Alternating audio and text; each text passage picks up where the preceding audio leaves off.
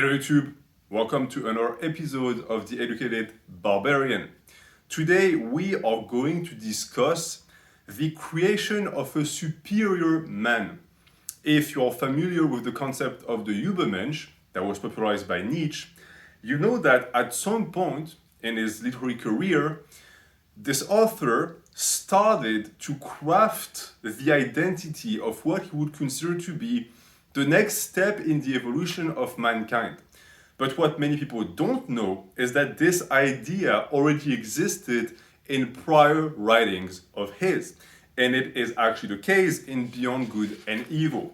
So let's see today what Nietzsche would consider to be someone who would be superior, someone who would transcend the realm of humanity and place himself above the crowd, above that what he would call the herd, the plebeian taste.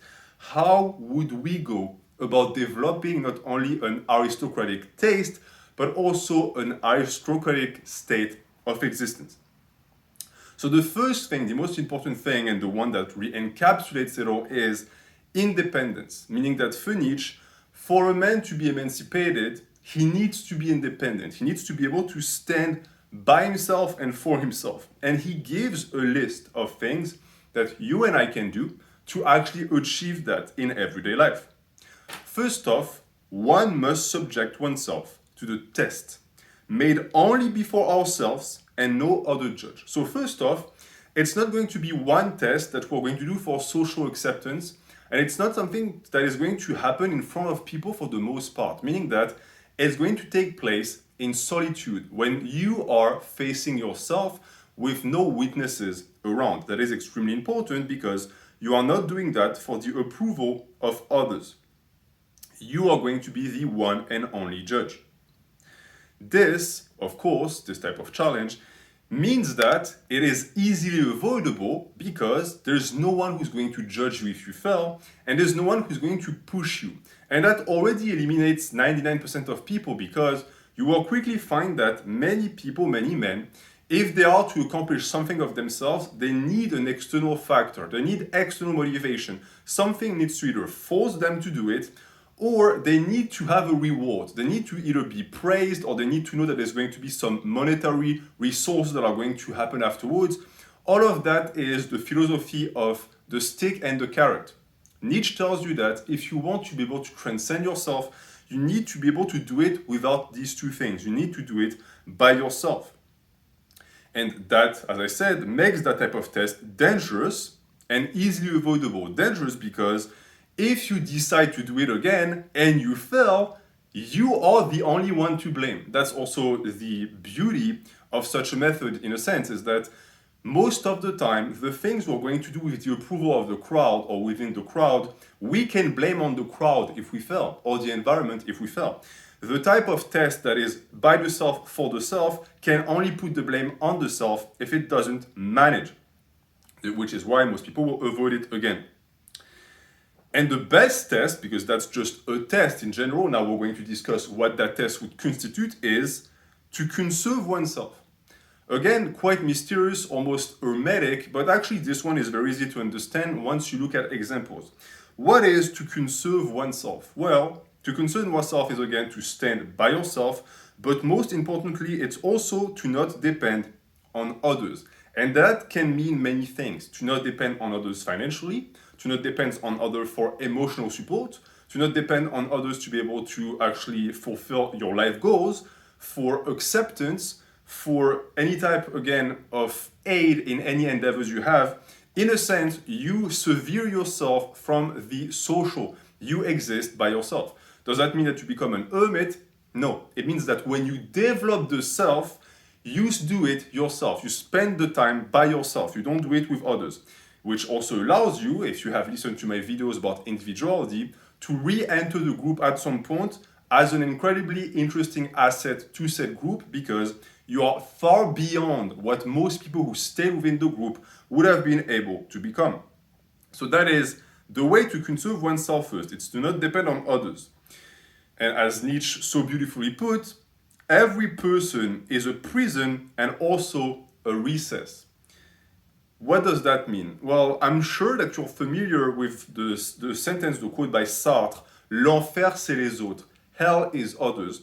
I think that there is some of that here, meaning that there is a keen understanding of social dynamics in the philosophy of Nietzsche, because of course it's incredibly important. Any philosophers who seeks or refuses to actually entertain the idea that there is a social pact that connects us with one another, or that human beings are social creatures, tend to produce philosophies that are not applicable. Here, it's not the case.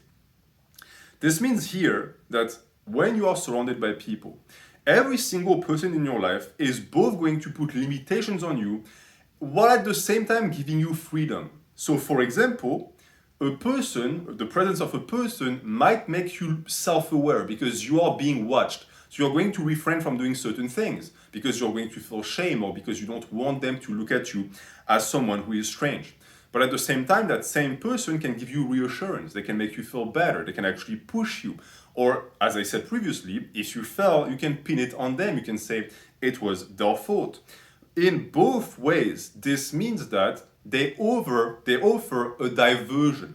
A diversion that also means that you are not conserving yourself. You are spending some of yourself on other people. They influence the way you act in the moment, which in a sense chains you, hence the prison. Because I want you to understand also that here you could look at prison and recess and think, okay, prison is bad and recess is good, right? Well, not necessarily. Because again, the prison aspect of the social pact is, for example, the fact that we're going to shame certain people so as to make sure they don't engage in behaviors that harm society as a whole. And on the flip side, the recess could also mean that you're going to be surrounded by people who are going to excuse your aberrant behaviors, who are going to promote drug use, for example, because they're going to normalize it within the group. So they offer a recess for you, but is it a good recess? I don't think so. I think it's negative. So again, don't look at it as black and white. In both cases, the issue with these two concepts, these two, in a sense, experiences, human experiences, is that they disallow you from actually reaching independence. So to not become chained by that type, again, of connections in our pursuit of virtue, or whatever you really want to pursue, if independence for you is something else, then it will be something else. You have to make sure that you always conserve the self. Now, the problem too with these chains is that they tend to blind us to the very reason for their existence. And this is when we look back to the idea of morality, because what I just described about the prison and the recess, something that Nietzsche understands, most people don't, meaning that they will never be able to put a name or an idea on these things because they don't even realize that they're happening in real life. They don't realize or accept their existence, which is, according to Nietzsche, the danger of dangers to wealthy souls, because it pushes the values of liberality to a vice. Now, this is a concept we're going to revisit again when we discuss the issues when one is to develop oneself, because the more you expand yourself, the stronger you become as a man, the more of a tendency you're going to develop of being generous. And that sounds counterintuitive because you might think that self-improvement is by default essentially selfish. That's not the case. Actually, the weak is the miser. The weak is the selfish and the egoistical because he has nothing to spare. The strong is the one with lots to spare, but that also makes him extremely vulnerable to certain tricks of the mind. So I'm not going to spend too much time on it, but just to make you understand what I mean by this is that to not become chained, again, to the pursuit of virtue and not start to be, in a sense, it's tough to find a word, hijacked by others in that pursuit, and to make sure that we are not blind to the very reason for why we are trying to be independent, we need, again, to look at the existence of these things that prevent the independence for what they are. We also must, and this is a point that I'm going to try and make as clear as possible. Nietzsche calls it, the claimer for our own liberation. And it loops back again, it connects with the idea of freedom. If you are to be independent, many people will tell you it's to be more free. And that is true. But there is danger in that. Just like there is danger in anything pushed to an extreme. Why do you want to be free? You want to be free because you understand that it's the state of the self that is going to allow you to be the most performant, the more efficient, because you're going to develop the self. That being said, the flyer, always wishing to put more space between he and the ground, runs the risk of going too close to the sun. It's the tale of Icarus. The tale of Icarus is, of course, an allegory of a man who wanted freedom so much that he let it destroy the very purpose for said freedom. So it's important always again to go back to the very reason for the existence of the independence, so as to not again become obsessed with the concept. Why do we want to develop freedom? We want to develop freedom in ourselves to be more independent. Freedom for the sake of freedom is just destruction. It leads to absolutely nothing. You are like the eagle, like the bird, that flies further and further away from the ground just for the sake of being able to tell itself that it's actually far now. But what is the point of being so far? The point was at the start to just disconnect yourself from the ground. And if you remember last week's episode, I was talking about the ego. The ego that represented the aristocratic taste. What does the ego do? The ego refuses to be part of the herd. He flies above the mass. Does he have to fly 50 kilometers above the mass?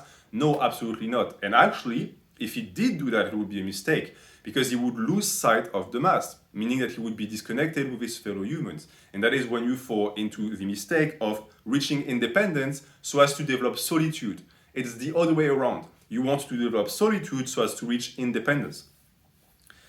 If you have other desires and you want to be an hermit in a forest somewhere, it is different. But keep in mind that we want to become better men because we want to be of use to society, because at the end of the day, being useful is what makes us the most happy. It's not even just because it's going to mean that we're going to help further this civilization. It's still a selfish act, because a tool is never more happy than when he is being used. You are both the tool and the person that uses it. So this is the reason why, again, you must make sure to not clamor for your own liberation, because also this would mean that you have started to integrate the fact that you are a slave. You might be enslaved right now, but it's not a state of existence. The chains around your neck were not placed there at birth. They were placed there by morality, by society, etc. They are yours to break. If you start to think that they're part of your identity, even if you manage to fly off the ground, you will realize that you are still chained, and therefore all of these efforts would be for nothing. As a conclusion for this paragraph on independence, with will to power at its center, the soul stays one. Because if you go through the list of what I just said, of all of the methods to be more independent and to conserve the self, they all boil down to will to power. What does it mean? It means that every single endeavor in the list serves one purpose and one purpose only: to allow you to conserve your strength, and then to expend it whenever you see fit. Meaning that you could expend it selfishly if you want it, you could expend it for others. But at the end of the day, you have managed to develop a state of existence where you get to pick.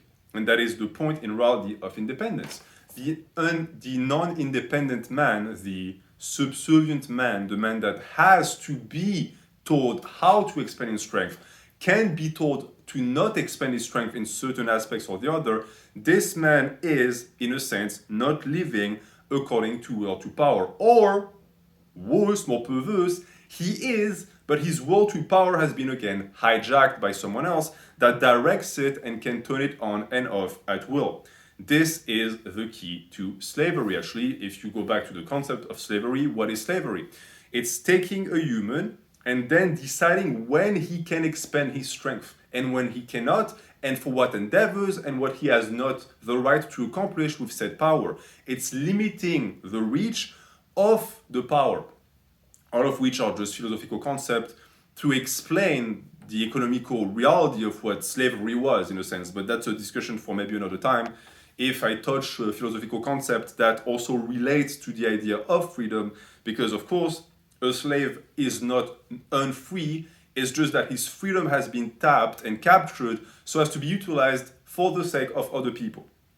We're going to go into the deeper details when it comes to that. But if you are to reach this status, if you are to allow yourself to be independent through the conservation of your own self, meaning that again, you don't allow others to use the self, you decide if you want to put the self at the service of others, you might be part of what Nietzsche considered to be a new order of philosophers that he called tempters. Now, you might tell me, NH, I'm not a philosopher. And I would answer to you, well, neither am I. I personally believe that we as humans all have the potential to be philosophers, but that there are two categories in terms of semantics. There are the philosophers that write books, that most people would call philosophers and consider as such, and then there is the rest. And to me, the rest is just as valid. Who is the rest? It's us. It's quote-unquote normal people who think about life, who understand that there are concepts, who can abstract ideas, and who therefore seek to arrange the world so as to understand it better. If you do that, you are a philosopher in my book, and you might very well be a tempter. Now, what is a tempter? First off, I want to stop on the name, tempter. It's very interesting that Nietzsche would use that term because it pertains to religion, right? The temptation. And a lot of the time, this would be negatively connotated. Someone who tempts is not a good person. Here, of course, it's not the case. The tempter is someone who seeks to remain something of a puzzle. It's someone who doesn't reveal his cards. Last time we discussed the fact that the deep and the provocative, at least in terms of intellectual capacities, tends to love the mask. This is exactly this. The tempter will always seek to remain something of a mystery to others, and Nietzsche does a good job at that. Many people who read Nietzsche don't understand it. Why? Because he on purpose makes it hard to actually access. If we take a look at what is aristocratic or plebeian in terms of taste, a plebeian taste would seek to make knowledge as available as possible to as many people as possible, even if it means dumbing down the knowledge in the process. The aristocratic taste would say, no, this is how this abstraction needs to be presented, and if people cannot actually capture it or understand it, too bad, it means that they are not worthy of such information. The tempters are also freed from any preconceived morality, not freed from morality. They are freed from morality that has been passed on to them without their consent or understanding. This is different, but we discussed that last time. They will also pursue truth. So again, we're not talking about nihilists here. They are still pursuing the truth, but they do it with the proper methods. They understand that the way the truth has been accessed for the past millennia was not the proper way. So to access a proper truth, they have to actually tap into different methods. Because all thinkers, of course, search for the truth. But the tempters do it through the labyrinth, meaning that they are not afraid to enter the labyrinth of conscience, even if they have to meet the Minotaurus or Minotaur, I'm not sure how you pronounce that in English, they are unafraid. And as they enter, again, that labyrinth, they are going to make it so they will not make it easy to follow them in a sense. So we loop back to the idea of the puzzle. They are not particularly concerned in other people being able to follow them in the actual maze that is conscience, that is the human psyche. Because they understand that the path they take and the boon that they are going to receive is theirs alone to find and claim. So another selfish idea, entering the labyrinth to collect something that you're not going to share with the rest of humanity. It's a little bit as if Prometheus went and captured fire, but instead of giving it to the humans, he just kept it for himself. What is the logic behind that? Well, the logic is simple because, as we will come to see, it again banks on the idea that if you are not able to access that idea yourself, then you must not really be worthy of it in the first place. It's quite a supremacist taste and take on human life and human existence in general. It seeks to push humanity forward to the point where it is willing to sacrifice a portion of it so as to make sure it doesn't slow the rest of us down. Whether you agree with it or not, at least in terms of intellectual development, that is what Nietzsche preconizes for people, the so-called tempters, who will have become fully independent. Because independence, even though is not technically only selfishness, also induces the idea that you are going to do things for and by yourself. Most people who are not selfish because other people do things for them. So it's easy to not be selfish when the work is done by someone else, right? It's a quote that is extremely important to understand economics. You always tend to be generous with the money of others. which of course explains the welfare system. It explains all of the people who resent the rich, but if they were rich themselves, they would of course never have that type of discourse, etc., etc. Now, this anti-dogmatic stance will give subjectivity its nobility back and replace will to power at the center of any human enterprise. So anti-dogmatic, of course, because dogma, for the most part, can be replicated, or at least it can be summarized on the same basis as morals, meaning that you don't choose the dogmas that are being pushed on you. The dogma of the society you live in was there when you were born, and you had to accept it if you wanted society to accept you in return. Those who are willing to reject that dogma altogether, even if it costs them greatly, are the ones who are going to also start looking at subjectivity for what it is, a noble thing. We have a certain hatred for subjectivity nowadays in the modern world, where people seek to be as objective as possible. And it's also the reason why science is so prevalent, it's because people think science is objective. But it's interesting because the soul and the soul of humanity as a whole is subjectivity. Without our subjectivity, we are nothing. If I robbed you of your subjectivity, you wouldn't even become a slave, because slaves still have a subjectivity. They are only disallowed from using it by their masters. If I took your subjectivity, you would become lesser than a mammal. You would be like a jellyfish for the most part. And even jellyfishes have subjectivity. So you would be a non-being, right? A human without subjectivity is a non-being, because your ability to apprehend the world and interact with it is completely gone, because everything you do is your subjective self moving through life. Meaning also that even the people who say they're objective are really subjective. But accepting that and placing that at the center, not just being a victim of subjectivity and thinking, oh man, I can never be objective. Well, that's not the goal. You don't want to be objective. You want to be subjective. You want to express yourself through your own power, through your own independence. That is a pride to have. It's not a shame. Because that, again, replaces will to power at the center of any human enterprise. The will to power, again, which banks on the idea that what every single living creature really wants to do is to expand their strength, not to survive. Surviving is, again, just a byproduct of expanding your strength, but to be able, again, to conserve the self and to expand the self whenever needed, whenever desired, not even needed, desired. The goal of these new philosophers, you and I maybe, were not to be popular either, because as I said, they don't really care if the crowd follows them or not. They go and they claim what they know is theirs, regardless of if people are going to like it. And they also don't care about making certain ideas popular, which in philosophy is a death sentence in terms of financial gains, because when you create a new current of philosophy, you expect people to espouse it. You want disciples that are going to spread it, because it's going to rebound back to you and make you famous and give you an ability to monetize your philosophy.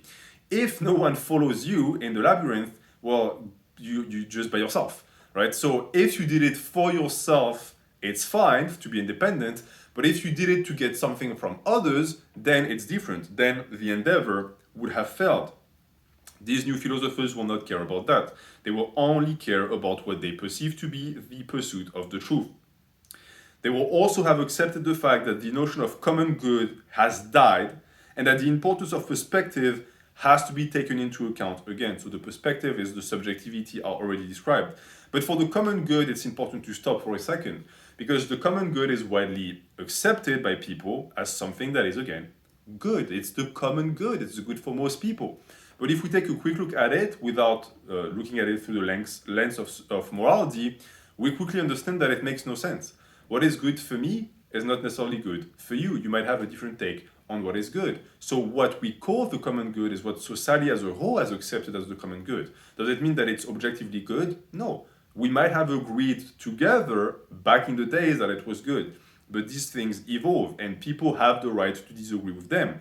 Too many times you are going to see people being shamed when they're told that what they're doing is not for the common good. Again, what is this? It's an attempt at robbing you of your subjectivity. It's an attempt at preventing you from reaching independence. You are starting to emancipate yourself from the group. The group sees it and it recalls you back within the earth by saying, hey, Whatever you're doing right now endangers the group. You're not doing something for the common group, therefore you are an enemy. If you are not willing to accept that and be ostracized, the ability to think on the level that Nietzsche describes is bare impossible. Because those incapable of grasping their offerings, going into the labyrinth and understanding that all of this is necessary for the tempters to exist, will forever ignore the abyss that I just described. The abyss is looking at life without the comfort of morality, without the ability to look at it the same way our ancestors have always looked at it, at least in the moral period. It's looking at life as a brand new environment, as something that you have to now rediscover, that cannot be prediscovered. Tangent, you hear a lot of people that live in this generation telling you that they were born too late, meaning that everything is already discovered. The wood is already discovered. They'll never sell on an adventure. They'll never be able to actually discover anything. And on top of that, we're being born too early as well to explore the cosmos, to explore the stars.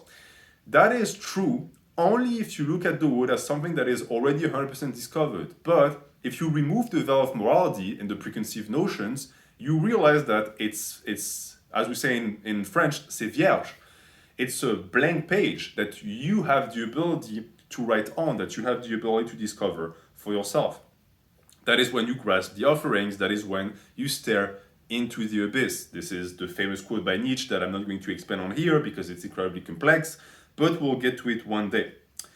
To finish with this paragraph, I want to quote the author again.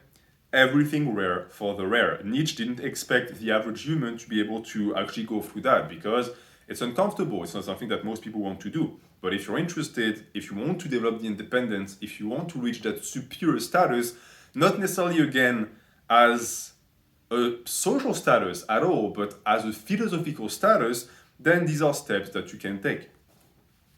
Because this develops a true freedom of thought. Many people think that they have freedom of thought. Most people don't realize how many chains are actually shackling them, preventing them from thinking freely. How many times have you seen someone refusing to say something because it was taboo? These are the chains I'm talking about. Regardless of the taboo, you should be able to express yourself and ignore the taboo because the taboo is just, again, morality. It is put in place, yes, but it doesn't mean that you have to respect it. Some people treat it as if it were an actual chain tied around their tongue. But they and you and I have to remember that we are the ones to uphold the chain. The chain is not actually tied to anything. We tie it ourselves. And this is going to lead to what I hope is not going to feel too politically charged, because Nietzsche is, unlike what many people will tell you, highly political, and you're going to see that the more we advance in our lectures. But I don't want to alienate people who might not vibe with my political sensibility. I'm not partisan and I don't necessarily consider myself to be on one side or the other. However, when I speak and when I express my ideas, I tend to have a certain degree of appetence for certain political discourses. So I don't want to taint Nietzsche with what I think, but I'm still going to express what the other author thinks as clearly as possible, because we're going to start talking about a class of men now that is going to ring a bell in your head because you've seen them in today's society, and it's impossible to not assign them to a political spectrum because they tend to be part of it. I'm not going to name it because it's completely unnecessary, but you will see that it gains relevance because it's insane to see how accurate Nietzsche's predictions were when it comes to our modern days. So, the reason why I was talking about that and the freedom of thought and expression is because many people will tell you that they're free, that their thoughts are free, that they can express themselves freely, but it doesn't make them free spirits. And that's interesting because it should, right? That state of action should lead to a state of existence. But it's not the case because the term free spirit, according to Nietzsche, has been abused by a narrow and chained class of men, meaning that there exists a type of men in today's society that are wearing chains, but they call themselves free. Quite interesting. How is that possible? Well, it's possible because they have lost sight of the chains. They don't even realize that the chains are there. And what are the chains? Morality. And what do we call these people? Well, in my opinion, most of the time, the nomenclatura we use to describe these people is progressives. the progressives are the free spirits that Nietzsche is describing here. Does it mean that they are the only ones who've changed? Absolutely not. But as I go and describe the way Nietzsche actually the way actually Nietzsche paints them, you will see that it's quite accurate. He says that they are slaves of democratic tastes and modern ideas. So ideas have been implanted in their heads that they didn't choose, and they're slaves to it. They are without solitude, so they are non-independent. They don't have free thought. They can't think for themselves. They only think for what others say, or they copy what the media says, or what this or that person said. They also tend to be deeply afraid of standing by themselves. They like to have the same ideas as other people, while at the same time thinking that they are revolutionary and free spirits, even though their ideas are perfectly aligned with corporations, the mainstream media, and the rest of society, which also should point out that they are not independent at all, and they are chained to morality, so they are not free. They cannot break the bond of morality. And actually, it's not my own concept. I'm stealing it from someone that I don't even remember, but the ability to slay the sacrificial cow, the cow of the taboo, is the difference between the man who is free and the man who isn't. The man who has taboos and who upholds them with vigor is not free and cannot be free. And I'm sure you've met these people.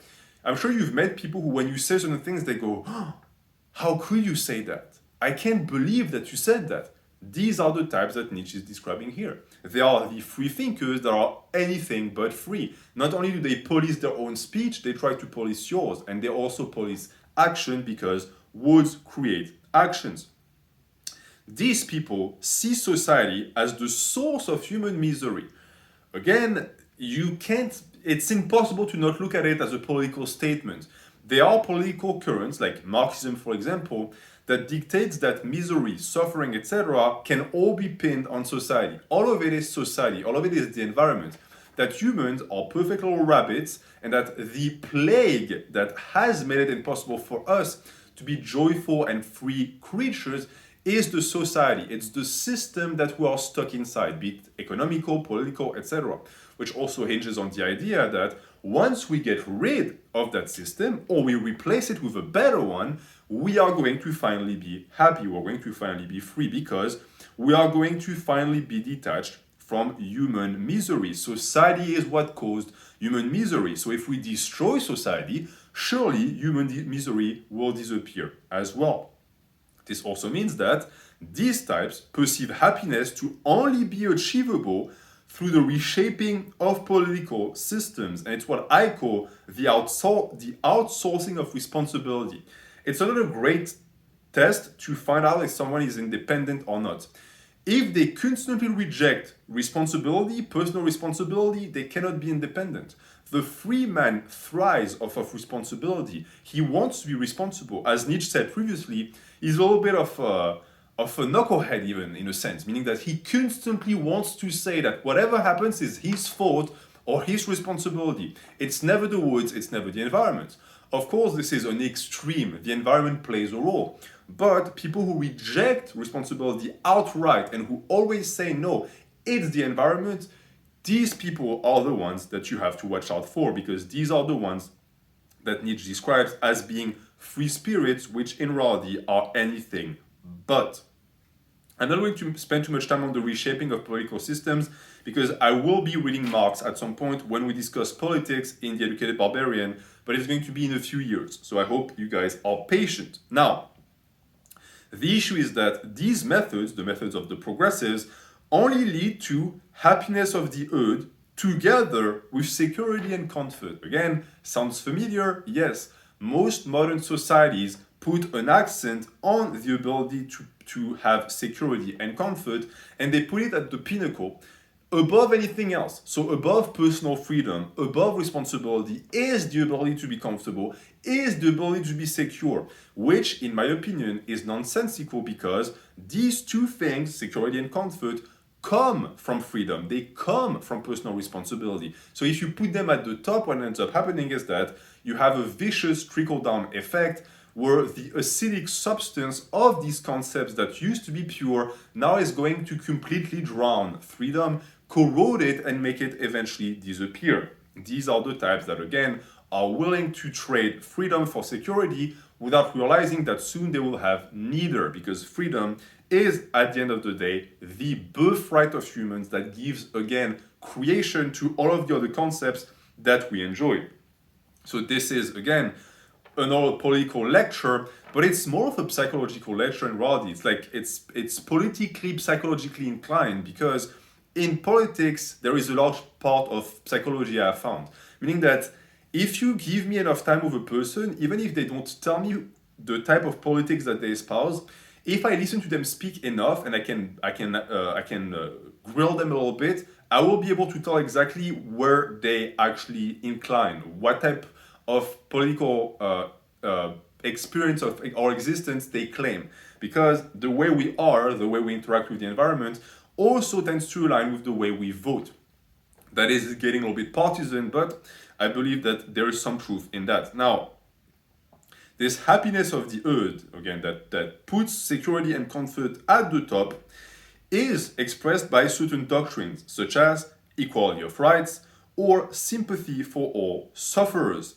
Now, equality of rights, again, we discussed last week, is typically the type of things that you cannot look at through intention alone or intent alone, because if you do, you'll think, oh, what great people, what flamboyant hearts that want every single human to be equal in rights, so we can all be treated the same way. And just like that, again, discrimination will disappear, human suffering will disappear, because of course there can be no suffering, there can be no war or oppression if we are all the same, right? Because why would you oppress someone who's exactly the same as you?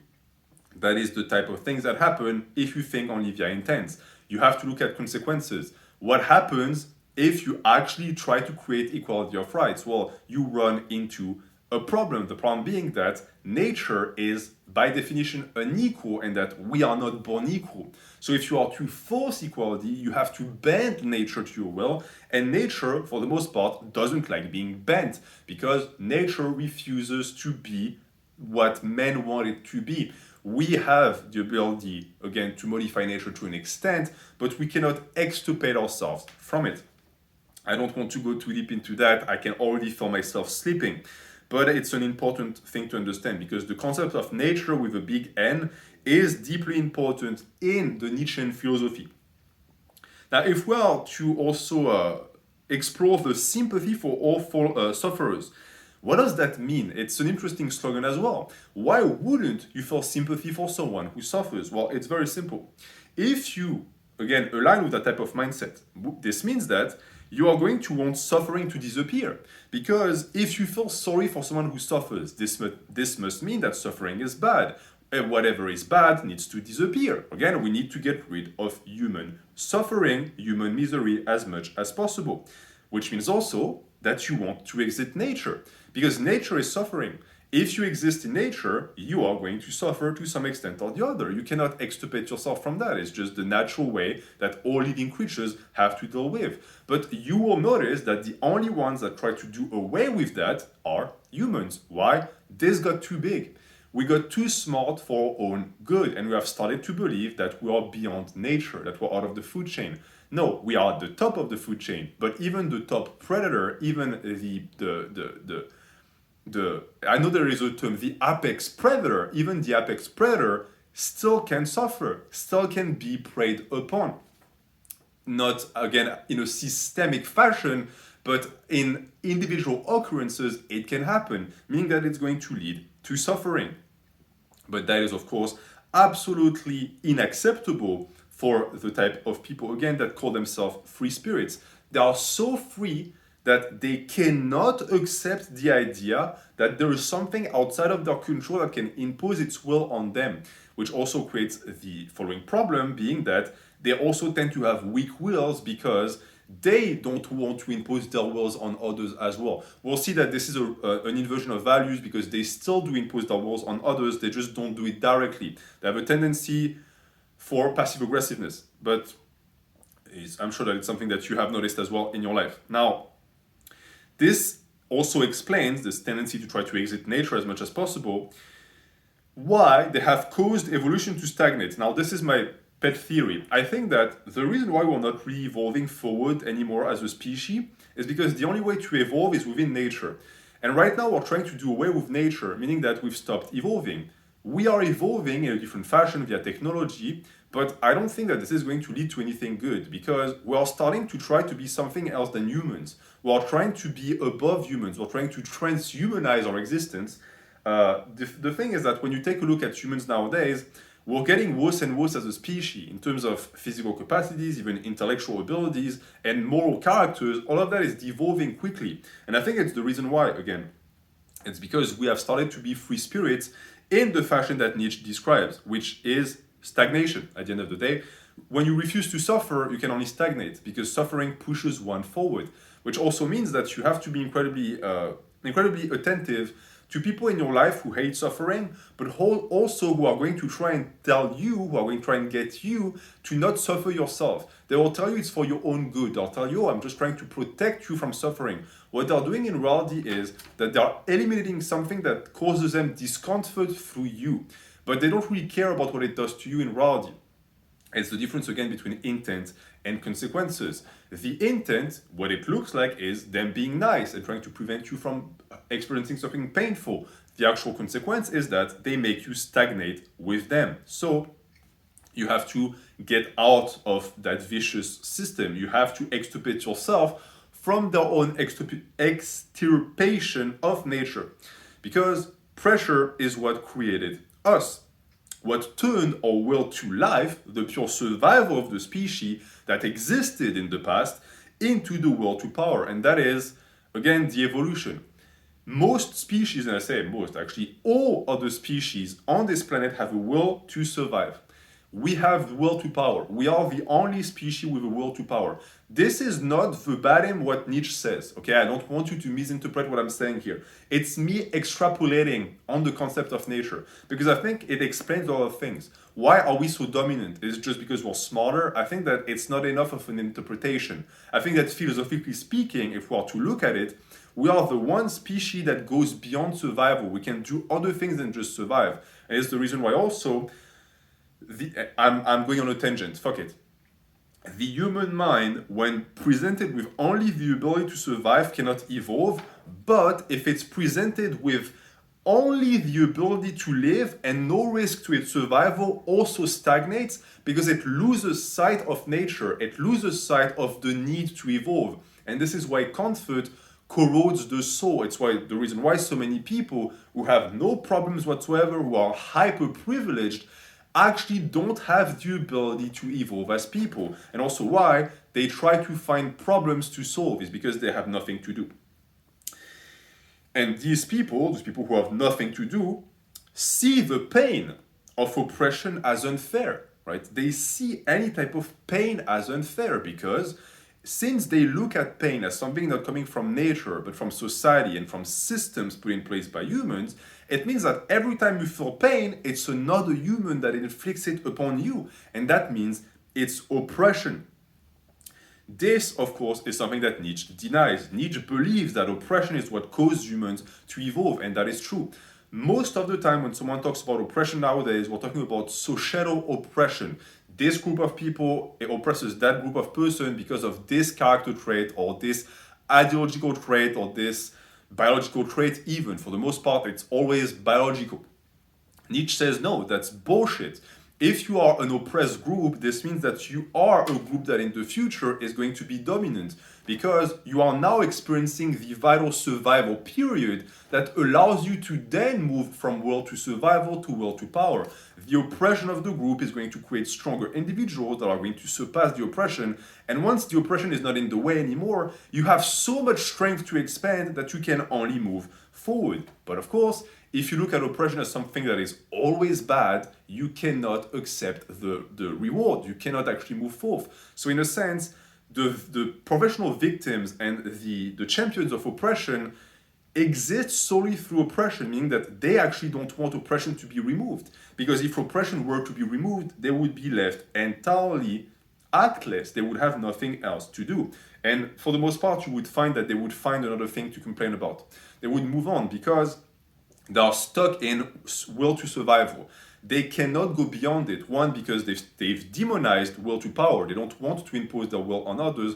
two, because they have come to understand that their very existence is only to survive, and they rejoice in it. They actually like being able to call themselves victims, saying that people are always making their life difficult, that they can only survive, they can never thrive.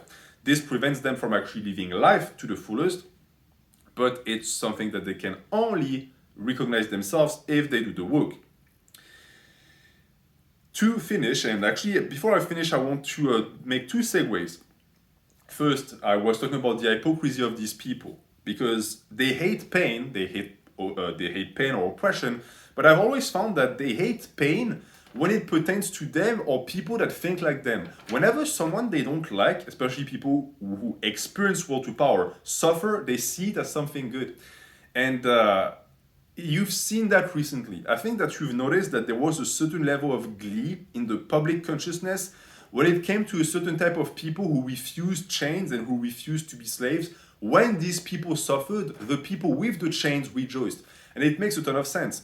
Slaves, a group of slaves, when they see a slave run away and be free, their first reaction should be, oh, that's a good thing. That person is off of the chains. But if you've started to believe that the chains are part of you, and also if your, in a sense, your professional existence hinges on the ability to actually point at the chains and call yourself oppressed, when you see someone break free, one, it is a direct attack towards your identity, because now it shows that you are a fake slave. You are not a real slave. You could be free at any moment. And on top of that, you look at someone who is breaking the identity of the group, who is breaking your identity, and so you don't like it. So you're going to point out at that slave and call them a bad person and say, hey, you breaking down your chains is going against the common good. You are doing something that is going to hurt others. So you're trying to shame themselves into putting their chains back on. I am certain that this behavior is ringing a bell in your brain. You have noticed that in humans. Humans,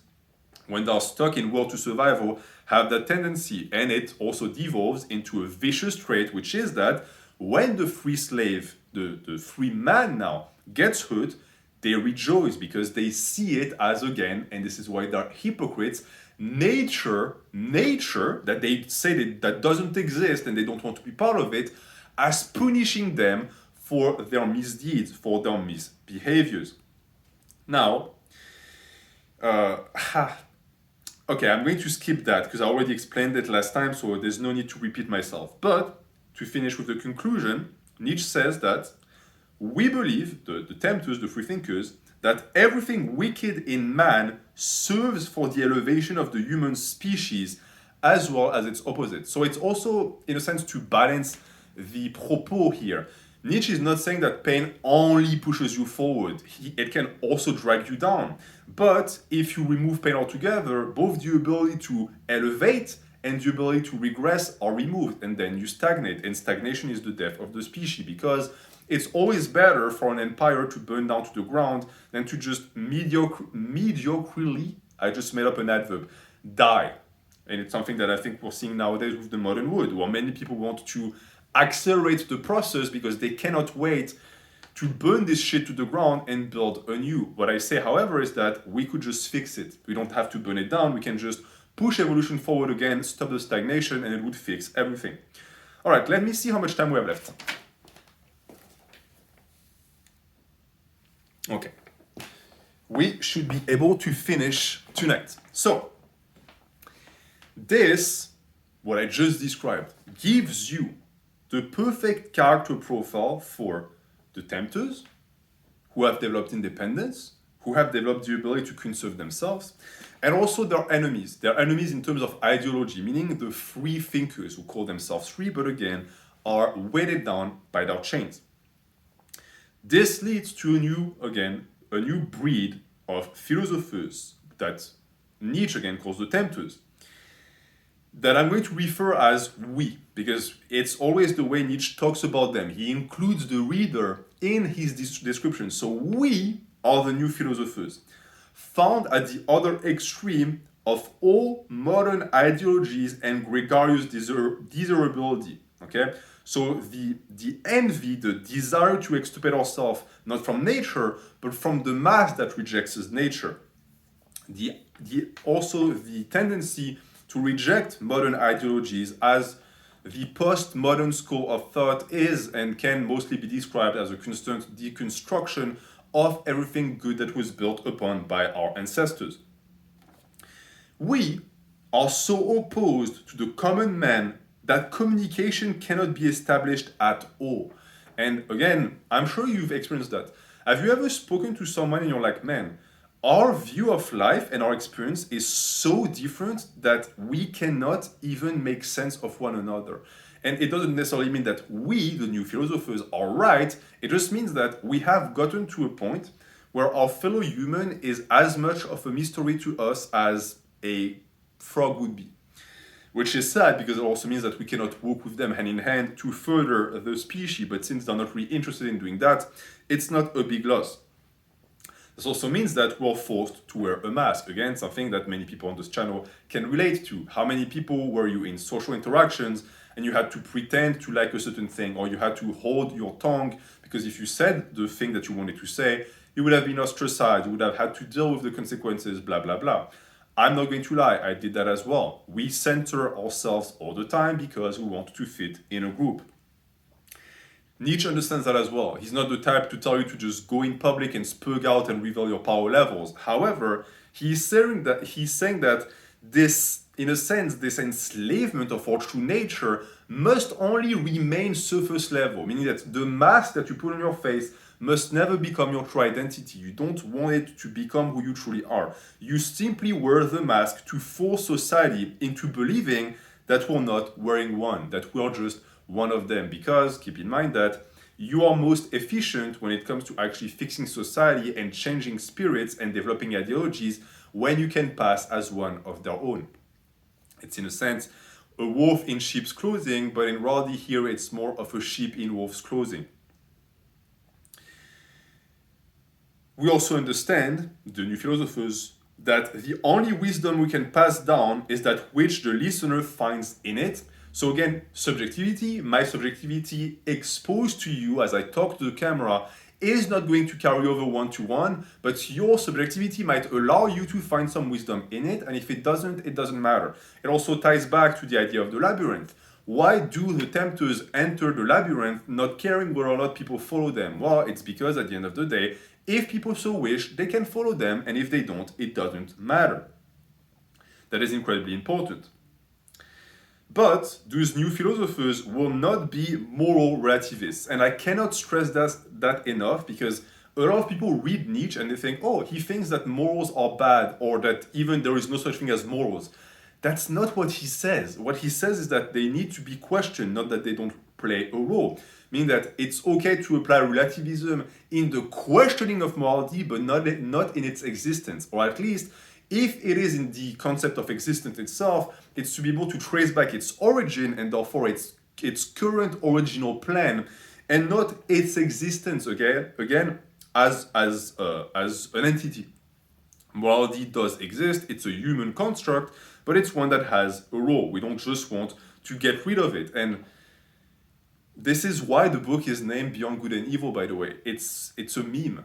I know it's shocking to hear, but Nietzsche says it. Like, I'm not making shit up. Nietzsche verbatim says that the title was to troll people.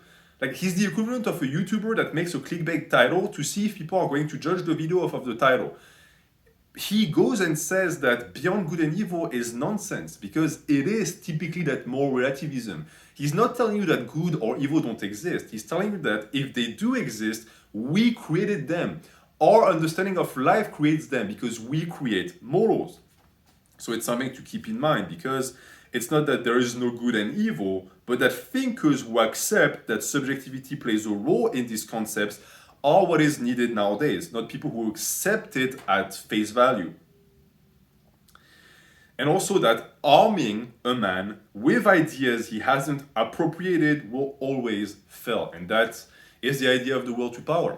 If you cannot tie an idea or concept into the will to power of the person who listens, meaning that they cannot find any practical application for them to use it in their life, it will not land. You cannot incept an idea in someone's mind if they don't accept it themselves, which is also interesting because it speaks to the very concept of manipulation, right? Many people think that when you manipulate someone, you plant an idea in their head and they have no choice. Most of the time, a manipulation is presenting you with an idea that could be comfortable, and therefore you're going to accept it because it's going to allow you to actually hide your responsibility. Again, people are a prison and a recess. That's what most people offer to you. They offer you comfy excuses. I'm not going to go back to that, but that this is what it means here. Quote, and I love this quote, so perk up your ears. Grateful to the God, devil, sheep, and worm in us, inquisitive to a fault, investigators to the point of cruelty, such are the new philosophers. So what does it mean? It means that the good, the evil in us will all be accepted. None will be rejected. It will all be, again, looked at with an inquisitive eye, to a fault even, meaning that it's going to be an over-interrogation, which is absolutely vital if you want to understand life, to the point of cruelty, meaning that, yes, when you reject morality, you are going to say certain things that are cruel. For example, if you say that suffering is necessary, that is cruel. There are many people who suffer, they get nothing from it, they didn't ask for it. But it is important to say that them suffering is just another part of nature, that yes, it must suck for them, but that we can't get rid of it because even if we tried, we couldn't manage. So we have to accept the concept and make the best of it. This is a life without the sugars of morality and viewed through the scope of will to power. And that life is a cruel one indeed. And the cruelty of such a life is also the reason why I said that once you accept the abyss and you accept to look at it for what it is, you can never go back, and it might not be something that you actually want. Because if you look at every single concept in life through will to power and without morality, the sugars of morality, all of it loses its romanticism. Like love, for example, I already explained to you, or even parental affiliation, the love that a mother has for her kid. All of that, we like to look at it through the lens of morals because it's nicer. But the issue is that the nice is usually not the true. The true tends to be cruel because this life is incredibly cruel. So it's again a choice to make. But if it's a choice that you make, then you might be the type that is going to become a new philosopher. And if that is the case, then Nietzsche has something to say to you, something that I'm going to say right now. I'm going to try and attempt to have him speak through my mouth. Such kind of men are we free spirits. And perhaps you are also something of the same kind. You coming ones. You new philosophers. I'm going to end on that. So this was the video on the premise, in a sense, of the Übermensch. It's not the entire concept, but in terms of independence, that's the key and that's the gist of what is present in the book. We're going to stop here. We're going to reunite in 2 weeks again. In 2 weeks, we're going to speak about religion. We're going to finally tackle the question of Nietzsche and religion. And you're going to find that, again, many people completely misinterpret his words, because I have found that Nietzsche is not anti-religion, he's not anti-Christianity at all. If anything, he was disgusted with the state of religion during his life, during the time where he was alive, and he wanted to see it return back to what it used to be. He wanted to see a return to the pure and valuable morals. So if you're someone who's religious and who's been told times and times again that Nietzsche is anti-religion, I'm going to prove to you that it's not true, and that actually if you listen to Nietzsche, you're going to have a deeper appreciation for your religion. And if you're an atheist, I also want you to tune in, because I'm going to show you again through the writings of Nietzsche and Beyond Good and Evil that your atheism is actually just another type of religion. But it's going to be for the next time. Thank you for watching. Have a good night.